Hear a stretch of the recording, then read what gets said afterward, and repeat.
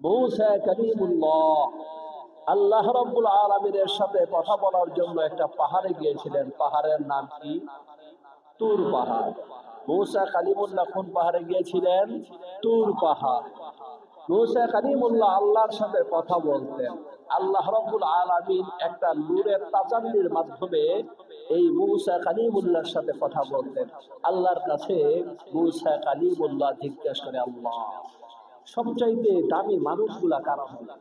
আল্লাহ রাব্বুল আলামিন বলেন, আমার বিশ্বনবী মুহাম্মদুর রাসূলুল্লাহ সাল্লাল্লাহু আলাইহি সাল্লামের উম্মতগণ পৃথিবীর সবচাইতে মানুষের ভিতরে দামি মানুষ হবে। আল্লাহ রাব্বুল আলামিন বললেন, এ মূসা কালিমুল্লাহ, পৃথিবীর ভিতরে যত মানুষ আছে সমস্ত মানুষের ভিতরে আমি আল্লাহ রাব্বুল আলামিন মুহাম্মদুর রাসূলুল্লাহ সাল্লাল্লাহু আলাইহি ওয়াসাল্লামের উম্মতদেরকে সবচেয়ে শ্রেষ্ঠতম দান করে দিয়েছি। মূসা কালিমুল্লাহ আল্লাহকে ডেকে ডেকে বলে, আল্লাহ, ও আমার মালিক, তুমি আমাকে নবী এই খাতা থেকে নাম কাটিয়া বিশ্বনবী মুহাম্মদুর রাসূলুল্লাহ উম্মত হিসাবে ওই খাতার মধ্যে আমার নামটা লিখে দাও। হযরত ইব্রাহিম খলিলুল্লাহ, যাকে বলা হয় আমাদের জাতির পিতা, আল্লাহ রাব্বুল আলামিন পবিত্র কোরআনের মাধ্যমে বলে দিয়েছেন, মিল্লাত আবিকুম ইব্রাহিম। আমাদের জাতির পিতা হলেন ইব্রাহিম খলিলুল্লাহ। ইব্রাহিম খলিলুল্লাহ আল্লাহর কাছে বলে, আল্লাহ, দুনিয়ার ভিতরে সবচাইতে দামি শ্রেষ্ঠ মানুষ কারা? আল্লাহ রাব্বুল আলামিন ডাকতে বলে, ও আমার খলিলুল্লাহ ইব্রাহিম রে, দুনিয়ার ভিতরে সবচাইতে দামি হলো মুহাম্মদুর রাসূলুল্লাহ সাল্লাল্লাহু আলাইহি ওয়াসাল্লামের উম্মতের গণেরা, সুবহানাল্লাহ। এবার হযরত ইসমাঈল নবিউল্লাহর কাছে ডেকে ডেকে বলে, আল্লাহ, দুনিয়ার ভিতরে সবচেয়ে দামি মানুষ কারা হবে?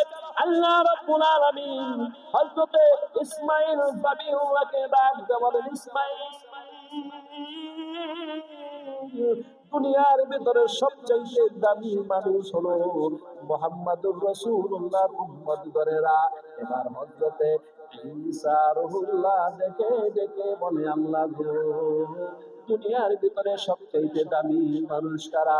আল্লাহ রাব্বুল আলামিন ডেকে ডেকে বলে, ঈসা রূহুল্লাহ, দুনিয়ার ভিতরে সবচেয়ে দামি হলো মুহাম্মদুর রাসূলুল্লাহ উম্মতগণদের। হযরতে আদম শফিউল্লাহ দোয়া করলেন, আল্লাহ, তুমি আমাকে শেষ নবীর উম্মত বানাও। এবার হযরতে নূহ আলাইহিস সালাতু ওয়াস সালাম দোয়া করলেন, আল্লাহ, তুমি আমাকে শেষ নবীর উম্মত বানাও। এবার শীশ আলাইহিস সালাতু ওয়াস সালাম দোয়া করলেন, আল্লাহ, তুমি আমাকে শেষ নবীর উম্মত বানাও। এবার হযরতে ইউসুফ নবী দোয়া করলেন, আল্লাহ, তুমি আমার শেষ নবীর উম্মত বানাও। এবার হযরতে সুলাইমান আলাইহিস সালাতু ওয়াস সালাম দোয়া করলেন, আল্লাহ, তুমি আমাকে শেষ নবীর উম্মত বানাও। এবার হযরতে দাউদ আলাইহিস সালাতু ওয়াস সালাম আল্লাহর কাছে বলা শুরু করে, আল্লাহ, তুমি আমাকে জবুর কিতাব দিয়েছো, আমার কণ্ঠ অনেক সুন্দর দিয়েছো। আমি যখন জবুর কিতাবটা তেলাওয়াত করি, সমস্ত সমুদ্রের মাছগুলা আমার জবুর তেলাওয়াতের জন্য কিনারে ভেসে আসে, আর কান পেতে পেতে তোমার জবুর আমার জবান দ্বারা তারা সরে নাচতে থাকে। এবার দাউদ আলাইহিস সালাতু ওয়াস সালাম বললেন, আল্লাহ, তুমি আমাকে শেষ নবীর উম্মত হিসেবে কবুল করে নাও। এবার হযরতে ইব্রাহিম খলিলুল্লাহ আল্লাহর কাছে বলবে, আল্লাহ, তুমি আমাকে শেষ নবীর উম্মত হিসেবে কবুল করে নাও। এবার হযরতে ইসমাঈল যাবিউল্লাহ আল্লাহর কাছে বলবে, আল্লাহ, তুমি আমাকে শেষ নবীর উম্মত হিসাবে কবুল করে নাও। এবার হযরত জাকারিয়া আলাইহিস সালাতু ওয়াস সালাম বলবে, আল্লাহ, তুমি আমাকে শেষ নবীর উম্মত হিসাবে কবুল করে নাও। এবার হযরত ইয়াকুব আলাইহিস সালাতু ওয়াস সালাম বলবে, আল্লাহ, তুমি আমাকে শেষ নবীর উম্মত হিসাবে কবুল করে নাও।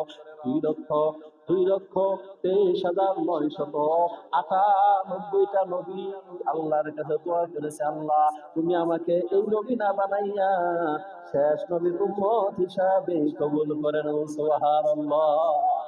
2,23,999তম নবীর নাম হলো হযরতে ঈসা রূহুল্লাহ। ঈসা রূহুল্লাহ আল্লাহর কাছে ডাক দিয়ে বলে, আল্লাহ,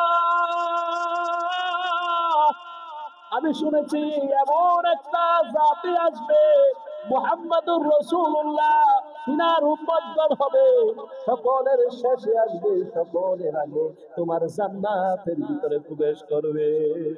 আল্লাহ গো, তুমি আমারে ঈসা রুহুল্লাহ নবীর দপ্তরটা কাটাইয়া তুমি আমার নাম হযরতে মুহাম্মাদুর রাসূলুল্লাহ উম্মত হিসাবে কবুল করে নাও।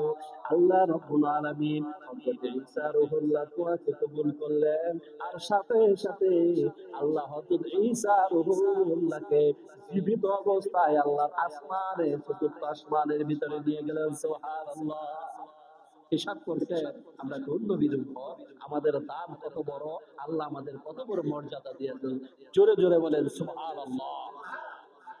এবার হযরত ঈসা রুহুল্লাহ আল্লাহর কাছে ডাক দিয়ে বলবে, আল্লাহ তুমি আমাকে শেষ নবীর উম্মত হিসেবে কবুল করে নাও। আল্লাহ রাব্বুল আলামিন হযরত ঈসা রুহুল্লাহকে কবুল করে আসমানের ভিতরে নিয়ে গেছেন। তিনি কিয়ামতের আগে আবার আসবেন, তিনি কিয়ামতের আগে আসবেন নবী হিসাবে না, আমাদের মুহাম্মাদুর রাসূলুল্লাহ বিশ্ব নবীর উম্মত হিসাবে দুনিয়াতে আসবেন। তাহলে নবীর মতো সম্মান আল্লাহ আমাদেরকে দিয়েছেন, নবীর মতো মর্যাদা আল্লাহ তাআলা আমাদের দিয়েছেন। এই জন্য আল্লাহর শুকরিয়া আদায়, আল্লাহ আমাদেরকে বিশ্বনবী মুহাম্মদুর রাসূলুল্লাহ সাল্লাল্লাহু আলাইহি সাল্লামের উম্মত হিসাবে কবুল করেছেন। এই জন্য মালিকের শুকরিয়া আদায় সকলে বলি আলহামদুলিল্লাহ। হামদে বেহাদ মরহুদায়ে পাকে রঙো, হামদে বেহাদ মরহুদায়ে পাকে রঙো, আকে ইমাদদ মুসতে থাকে রো, আকে দর আ দমদমে তো রোহে রঙো, আকে দর আ দমদমে তো রোহে রঙো, তাতে আজ তুফান জাত হেরা আকবর মা করদ কহরশ বাদরানা, আকবর মা করদ কহরশ বাদরানা, তসজায়ে কদ কৌমে আদরা, আকে লুৎফে خشرا اظہار کرو، اکے لطف خشرا اظہار کرو، بخلیلش نرنا گلزار کرد سوی او خس بکتے رنگ خطا، سوی او خس بکتے رنگ خطا، خوشائے کارش کفائے ساختا। যখন তোমার কেউ ছিল না তখন ছিলাম আমি, যখন তোমার কেউ ছিল না তখন ছিলাম আমি, এখন তোমার সব হয়েছে কম হয়েছি আমি। আবার যখন তোমার কেউ থাকবে না তখন থাকবো আমি, তখন তোমার সব হইবে আপন হব আমি।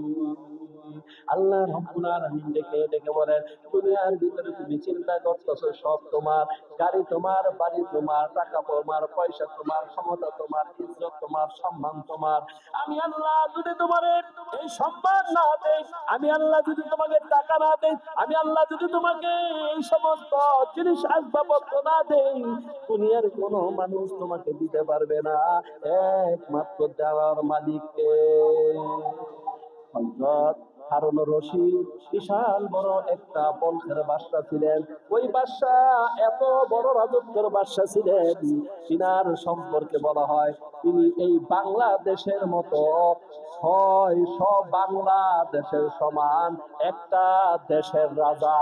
সুবহানাল্লাহ। কয় দেশ?